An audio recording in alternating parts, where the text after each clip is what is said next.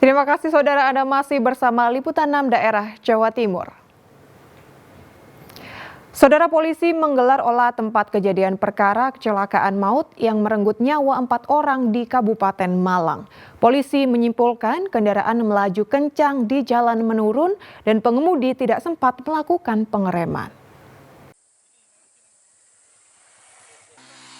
Unit Lalu Lintas Polres Malang menggelar olah tempat kejadian perkara kecelakaan tunggal mobil jatuh ke jurang di Desa Ngadas, Poncokusumo, Kabupaten Malang.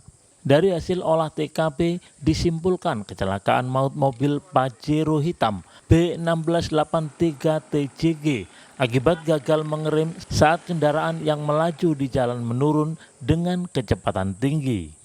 Diduga pengemudi tidak mengenal jalan tempuh yang berujung mobil masuk jurang sedalam 80 meter.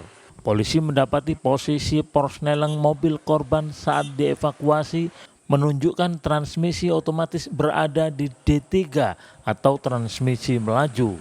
Dalam insiden ini 4 orang penumpang terpental keluar mobil hingga tewas akibat luka serius. Sementara 5 penumpang lainnya selamat meski mengalami luka patah tulang.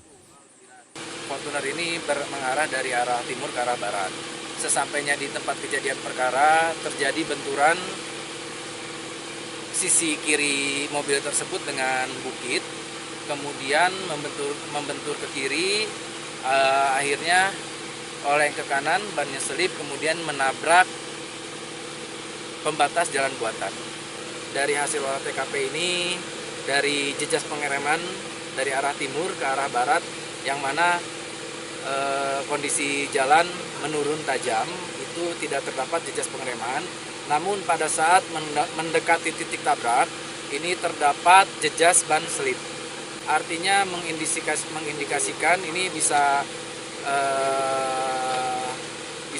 diduga bahwa mengemudikan kendaraan dari arah timur ke barat ini dengan kecepatan lumayan tinggi, itu sehingga pada saat menjelang terjadinya benturan dengan pembatas jalan ini tidak dapat menguasai kendaraan, kemudian tidak juga melakukan pengereman. Meski kemiringan tebing yang curam dan menyulitkan proses evakuasi, petugas akhirnya berhasil mengangkat kendaraan menggunakan alat berat. Saat ini 4 korban tewas telah dimakamkan di tempat asal masing-masing dan 5 korban luka lainnya masih menjalani perawatan di Rumah Sakit Tentara Supraun Kota Malang. Nur Ramadan melaporkan dari Malang. Saudara, petasan yang akan dipasangkan di balon udara meledak. Akibatnya 2 remaja di Ponorogo menderita luka bakar. Selain melukai 2 korban, ledakan petasan juga merusak sebuah rumah.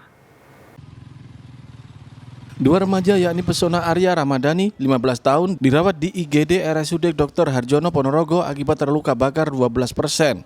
Sedangkan Alvaro Dimas Fahreza, 14 tahun, dirawat di Rumah Sakit Umum Bantarangin, Ponorogo dengan luka bakar di tangan kirinya. Keduanya menderita luka bakar setelah ia bersama sejumlah remaja lainnya membuat petasan di rumah Lasemi pada Selasa malam. Rencananya petasan rakitannya akan dinyalakan dengan cara diterbangkan menggunakan balon udara saat Idul Adha nanti. Naas saat sedang membuat petasan tiba-tiba meledak.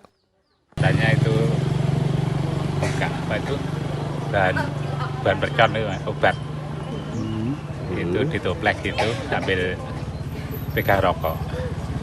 Terus akhirnya nyulut ke obatnya, akhirnya meledak gitu. Luka bakarnya di wajah ada, sebagian di rambut, lengan kanan sama pinggang. Berapa persen? Kanan. Kurang dari 15%, kurang lebih sekitar 12%. Yang paling, kalau yang dari kesakitannya pasien itu lebih di ininya, di punggungnya. Itu ya. pemicunya karena ledakan petasan atau seperti apa sih, Dok?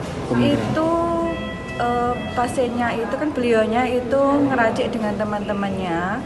Nah itu tidak sengaja terkena rokok, jadi itu.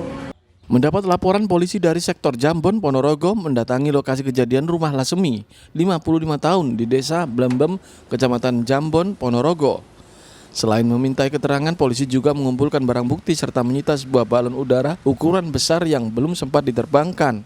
Selain mengimbau tidak menyalakan petasan saat Idul Kurban, polisi juga melarang masyarakat menerbangkan balon udara yang diisi petasan karena rawan terjadi kebakaran disertai ledakan juga membahayakan jalur penerbangan. Dirgo Suyono melaporkan dari Ponorogo. Saudara, di pinggiran Kabupaten Kediri terdapat sebuah kuliner berbeda yang memberikan kelezatan tak terlupakan, yakni bakso balungan iga cakmet. Dengan cita rasa yang unik, pelanggan bisa merasakan sensasi krokot-krokot atau menggigit sisa daging balungan yang lezat.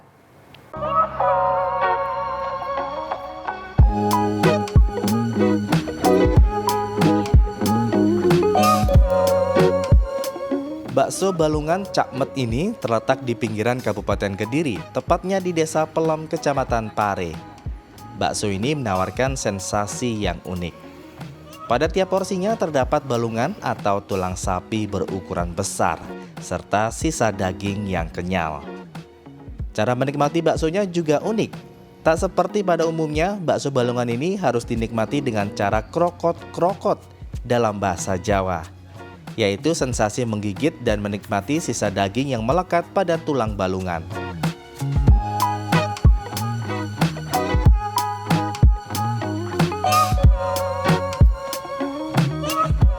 Pembeli bakso juga bisa memilih berbagai variasi bakso sesuai selera. Tapi biasanya yang paling digemari adalah bakso balungan. Kalau tingkat kunjungan tertinggi pada hari apa biasanya? Kebanyakan hari raya, kalau enggak tanggal merah. Tanggal merah ya, Tapi paling rekor paling banyak itu hari raya. Kebanyakan orang kalau kesini tuh nyarinya ya balungannya itu. Balungannya itu yang khas. Iga kebanyakan orang suka. Kalau jenisnya apa aja Mas ini Mas? Ada bakso biasa. Di sini agak ada bakso halus, jadi urat semua. Iya. Sama tetelan. Bakso tetelan, balungan, iga sama sumsum. Tidak hanya digemari oleh warga lokal, tetapi juga menarik minat pengunjung dari luar kota, terutama saat hari libur. Kak udah berapa kali ke bakso balungan ini? Dua kali ya? Oke. Kalau kesannya setelah makan bakso balungan ini apa? Kan dapat juga iganya itu dagingnya banyak, terus makannya itu sambil krokot-krokot gitu. Sensasinya enak. Kalau rasanya sendiri gimana? Rasanya enak banget. Pokoknya mantap. Harga bakso cakmet dibanderol Rp10.000 hingga Rp30.000 per porsi, tergantung menu bakso. Jika hari biasa terjual sekitar 60 porsi. Namun jika hari libur mampu mencapai 150 porsi. Penasaran? Sekarang Anda boleh mencoba sensasi nikmatnya bakso balungan cakmet. Danu Sukiantro melaporkan dari Kediri.